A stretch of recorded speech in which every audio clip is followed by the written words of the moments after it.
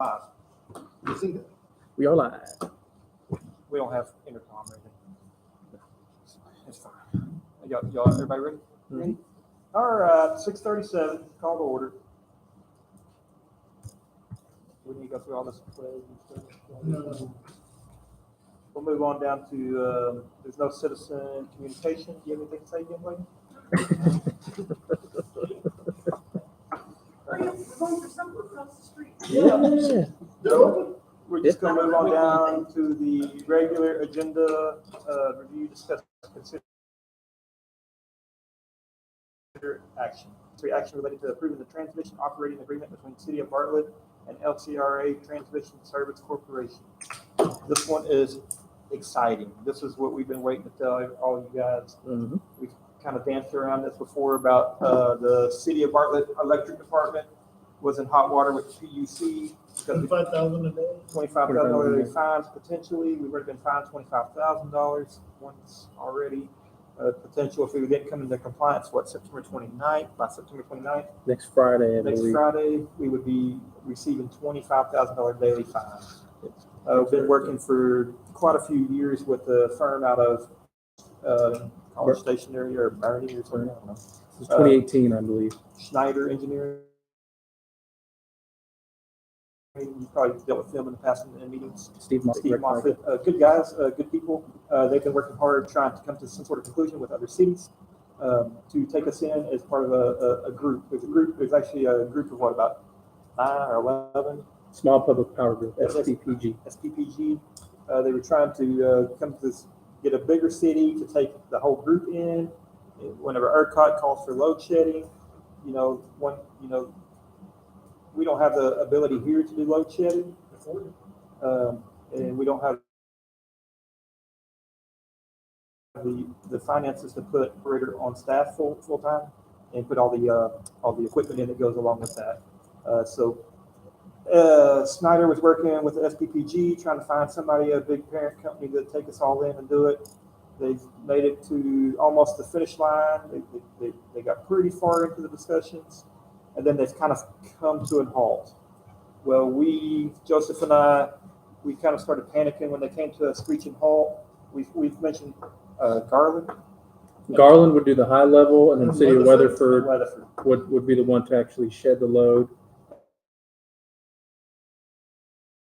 in the aggregate. One of the cities had questions, and which means that it would push us out past our 29th deadline. So once me and Joseph found that bit of information out, we immediately went on our backup plan and reached out to LCRA. And we kind of talked to LCRA about a few items, a few things, kind of brought them up to speed on it. And was it last week before last? Mm-hmm. Just out of the blue, LCRA contacted us and has agreed to be our transmission operator. Which is, that's who we buy our energy from. Yes, sir. So, best news is we plugged in some money on our budget because, to go on their agreement with the other cities was going to cost us money. Best news is we both reached out to LCRA again today just to verify and confirm this is at zero cost to the city. For 2 years. A 2-year agreement. A 2-year agreement. That means we're not done. We still got work to do. We still got to come up with a permanent solution within 2 years. But LCRA has been a fantastic partner to the city of Bartlett ever since we went under contract with them to get energy from. Joseph and I found out our energy cost from them is pretty extraordinary. I mean, pretty good. I believe it's a $38 or $39 per kilowatt, and the market rate right now is in the 50s or 60s per kilowatt. So ours is fixed; it's not subject to the market rates, and a unique wholesale agreement that we have with LCRA, but unique in a good way. We got a very, very good deal. As Mayor mentioned, LCRA has been an outstanding partner, and the reason that this route was never explored before, or at least very seriously, is Brazos Electric Co-op, they own the substation. So LCRA does not have the hard assets to access our distribution system, and that was the hurdle. And Brazos was not willing to sell that to them to date. However, when we reached out to LCRA to explain the pretty dire circumstance we were facing, we mentioned that we were getting ready to communicate with our state rep, advocate on our behalf to the PUC to get an extension on our deadline. But that was not looking promising given that the PUC was getting ready to send out notices to other members of the small public power group to put them in the same situation that we're in. With you better be compliant or you're going to be hit with some hefty fines. So what I believe in, and I believe inadvertently that sort of spurred LCRA to really push behind the scenes to help us out. And it became, I guess, in their best interest to do so. So when event, they will do that very similar to our concept with Garland Weatherford. They'll spread that out across their existing customers in the aggregate to compensate for what we should be load shedding. I mentioned earlier that this is a 2-year agreement. However, LCRA will work on the back end to figure out a long-term solution. That's one of two options. One is to purchase that substation asset from Brazos, or if Brazos is unwilling to do that, to purchase their own assets that link into our distribution system that would give them a hardline connection to do the TO and the load shed events that come with it. So we will, while this is a huge accomplishment because this is the first time that we will actually be in compliance with this regulation since it went into effect, I believe in 2010. And we certainly appreciate the 2-year timeline that we've been given. We still have work to do to figure out a long-term permanent solution. So we will continue to work with LCRA. And if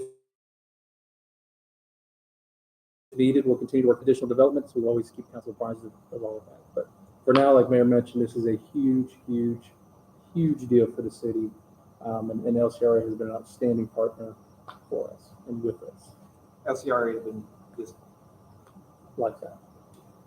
How did Brazos get to own that? it's their substation. It just, they They purchased and implemented the transmission infrastructure a long time ago. The city of Bartlett's not the only thing that comes out of there. They have their customers, and so the co-op, I believe, has 2 switches out there. I think we have 1. Mhm. So, They bought that now. This is fantastic news.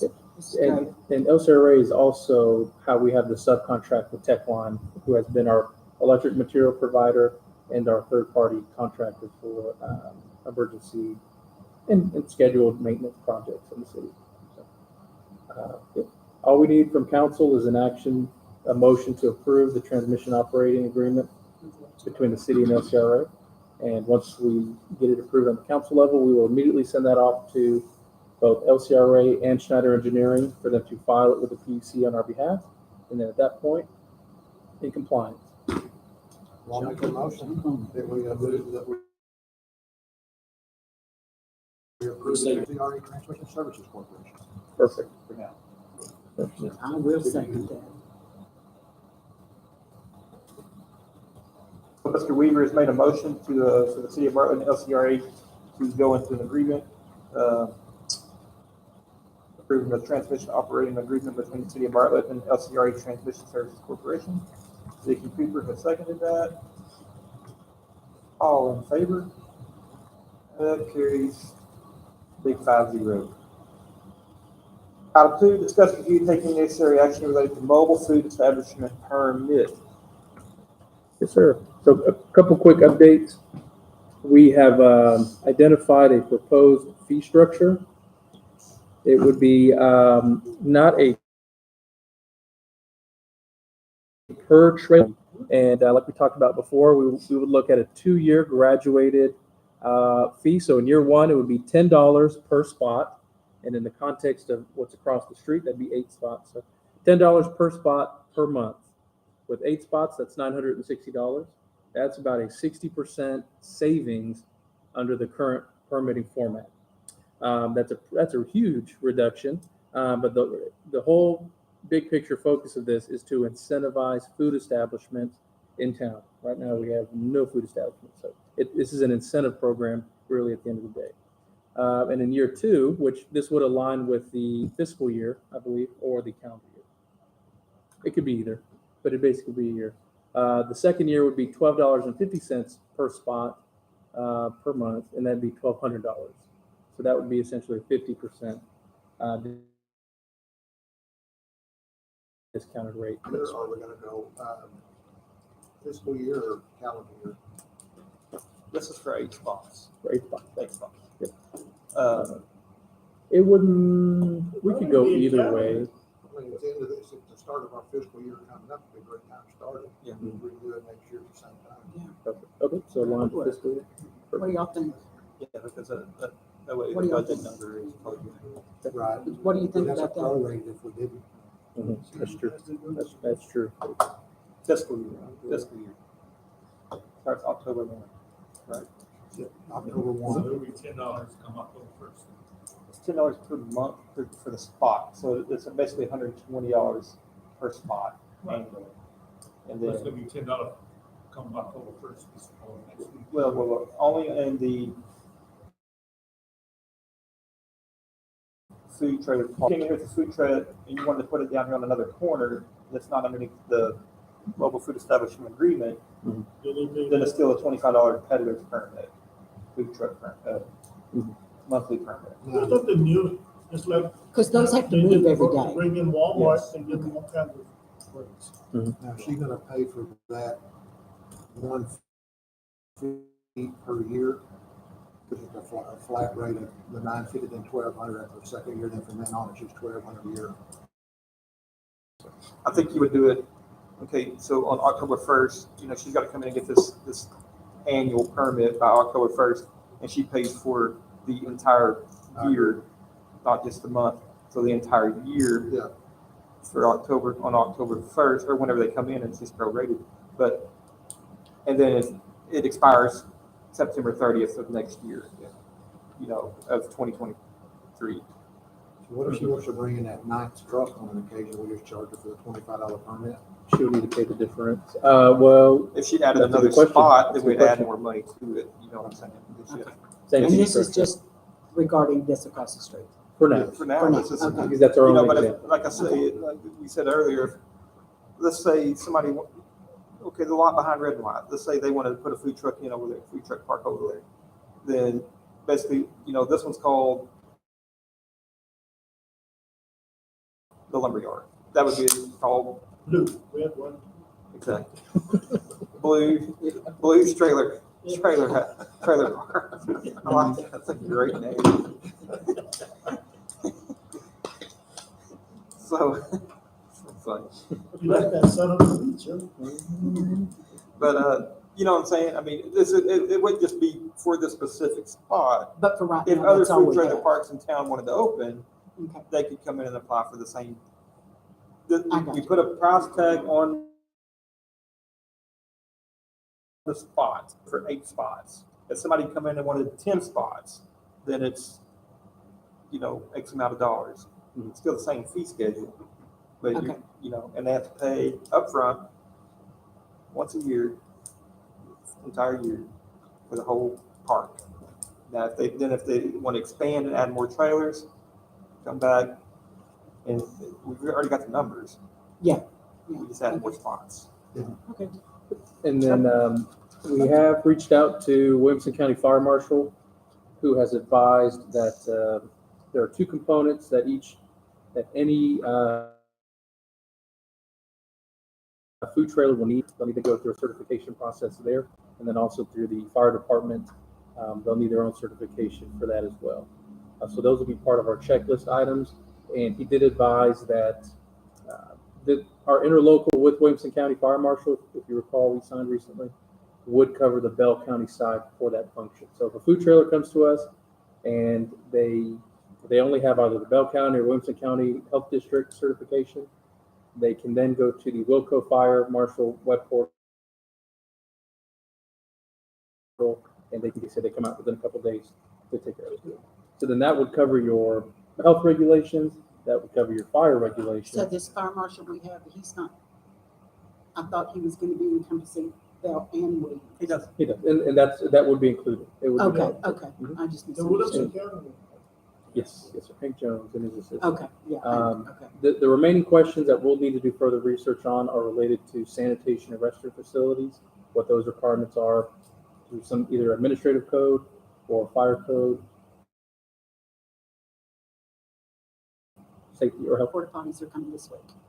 For that over there. Now, And- yeah, yeah. So that's relatively, I think, one of the last 2 or 3 items that we need to iron out before we present a final draft of this MFE permit. But the next meeting that we have, we will put it on the agenda. How long are the porta potties gonna be there? That's ugly.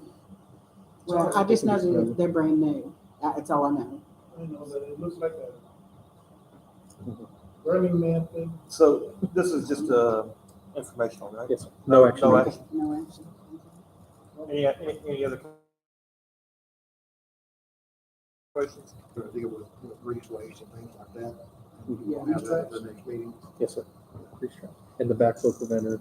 Yeah, well, I talked to Williamson County, Round Rock, to the lady that kind of does that, and they don't allow food trailers to actually have direct connect to sewer. Just water, just water and power. Water is it.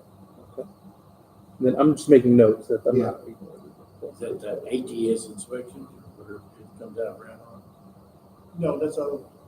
No, I think they do it individually, kind of like what we're doing here with the health department and the fire department. But they just don't allow a trailer to connect to It's part of a the sewer ordinance. outlet. They have to contain their greased waste into a gray water tank, and then they have to dispose Those that in a. You would see at a restaurant, and you go to the Yeah. back with their dumpsters out, they have the grease pit. Yeah. So is that something And that, there's companies that come around and pick that up. Yeah. You used to get paid for it, I but was then like, it got to don't where let it them was, dump in our- it was so expensive, they'd come Remember Willie around and Nelson stick taking it. that biodiesel with the grease from the French fries from McDonald's? All them vehicles smell like French fries. But it works. All the diesel engines that smell like French fries. You remember on the that? road? Yeah. Mhm. Biodiesel. would that grease dumpster be on site, or a requirement to be on site? I would think that they would. Yeah. Okay, how about the regular drain, like sink and stuff like that? You All- have, all you have the gray gray water. You have a gray water, I believe, tank within that. Even sink water, if you, by code, you're washing pots and pans and stuff, and it's still got grease in it, it has to be treated. But they can use a city or whatever sewer system? Well, I mean, we can allow that, we're going to make Yeah. accommodations to take care of the grease. Good. Yeah. There's something to discuss, I think. Yeah, that's what- We don't want it to be our problem though. Yeah. We don't want it to be our problem, it's a big deal. Because that grease can do some serious damage to the wastewater Oh, system. yeah. Serious damage. I mean, we've witnessed that too many times. Give you high cholesterol on your It's like wastewater system. clogs those arteries. those Exactly, under- good analogy. So that was just informational only. We're still working on that, so we'll move on. And any other additional questions? Moving on.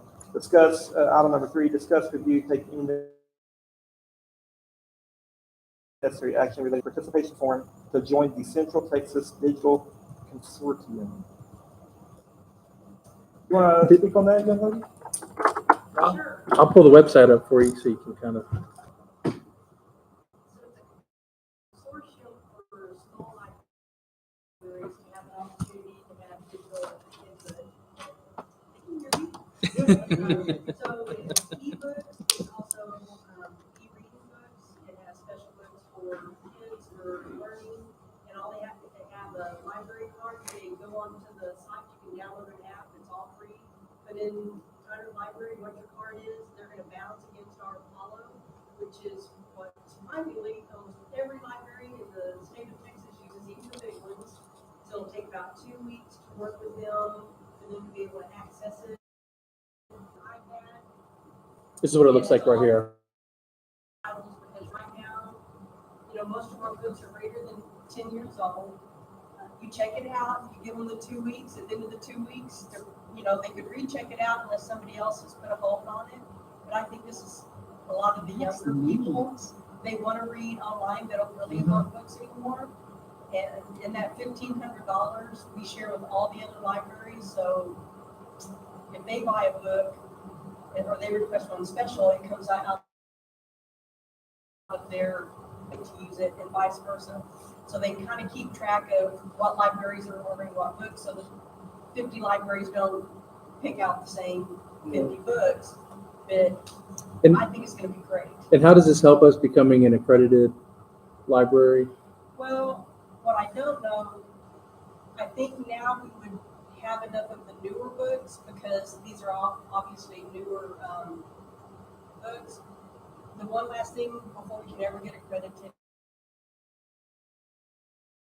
is that we're going to have backing rights. We have to have certain percentage of financial backing, and our current budget doesn't put us there, but this would put us Good first step.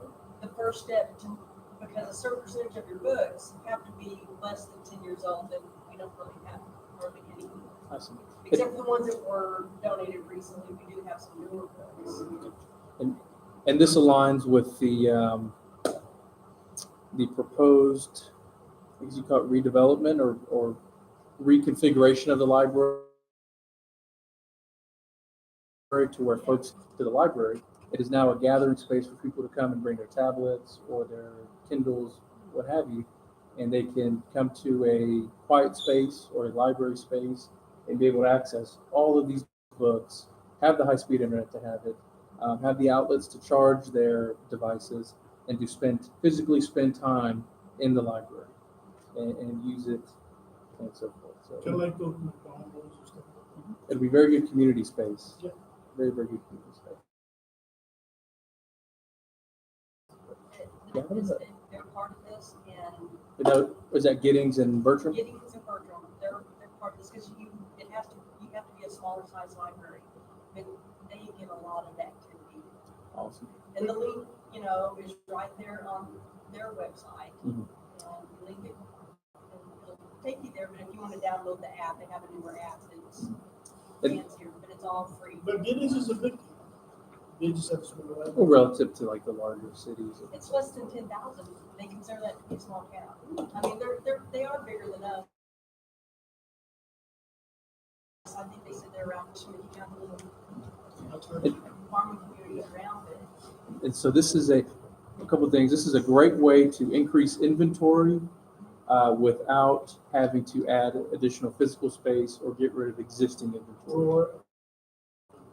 Yes, sir. So this would count as part of your, like when you mentioned being an accredited library, this would count towards your new books? Yes, this would be part of your catalog, so to speak. To complete the accreditation,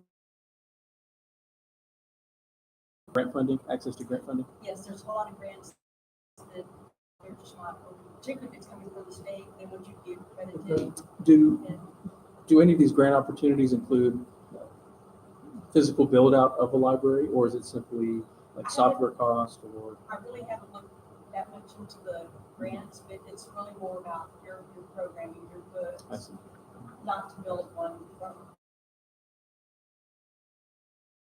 scratch. Synergy, they have a program only for small libraries. You don't have to be accredited. LCR does. Yeah, LCRA does. I mean, that's what the Bertram Library, all their kids' furniture was bought with the Athens grant. Awesome. And library They got some really furniture nice kids' is furniture. expensive. You would not believe how expensive It library is. furniture is. Yeah. That LCRA grant we spoke of a couple months ago, you know, we had. Oh, that small. That small, Mhm. that's quite the grant. Perfect. And so this is a 2-year agreement at $1,500 per year, if I'm not mistaken. If I read that correctly. In our contract with them. Yes, sir. It is a 2-year contractual agreement, $1,500 a year. But as you can see, I mean, I think it'd be a very great resource. $1,500 is.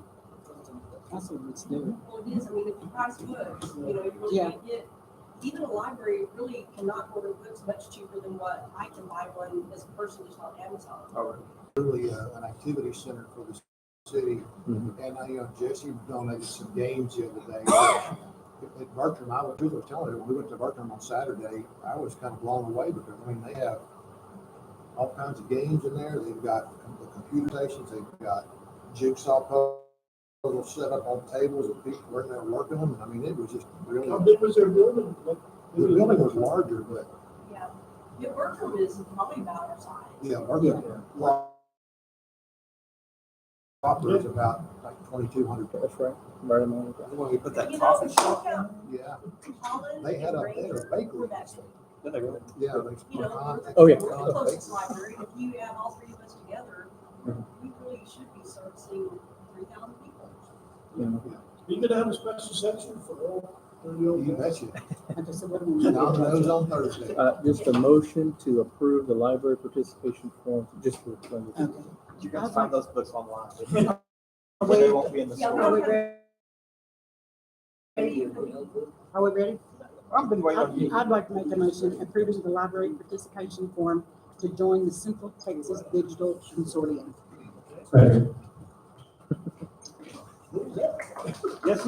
Jesse, okay, Ms. Cooper made a motion to approve this, library participation form to join the Central Texas Digital, whatever that other word is. Consortium. She said consortium. Consortium, okay. I'm with you. Like a Harry Potter word. Yeah, she says consortium. I'm gonna go with her. She probably is, yeah. Yeah, that word. Second, loudly. Holy. Jesse. All in favor? 10 to 3. Are you open? Are you 10 to 3. you voting? You voting? Yeah, if we have someone in there, You- you know, you vote. look, we had a young couple during homework, and we stayed until she was ready to leave. That motion carries 5-0. No executive session. No future agenda item. Just, we have No more contact, meetings. and all that email stream. Yes, it was printed out in the agenda packet. What's that? I'll print it out before you leave. You need a motion to, I'd like to make a motion to adjourn. Is there a second? Vicky made a motion. Gil seconded that. And you take it there, Jesse, that's what We'll call the meeting 7:04 p.m. I know you guys are. I want to mention something. Let's leave, where's it? If we're adjourned, Dalen has done a ton of work out there on cemetery. Yeah, Let me print out that contract for you real quick. yeah. Trimming trees. Thank you for your hard work, Gil. Good job. Barb. Barb. Let's go eat. Yeah. You got it. Yeah. keep reminding the city they didn't go there.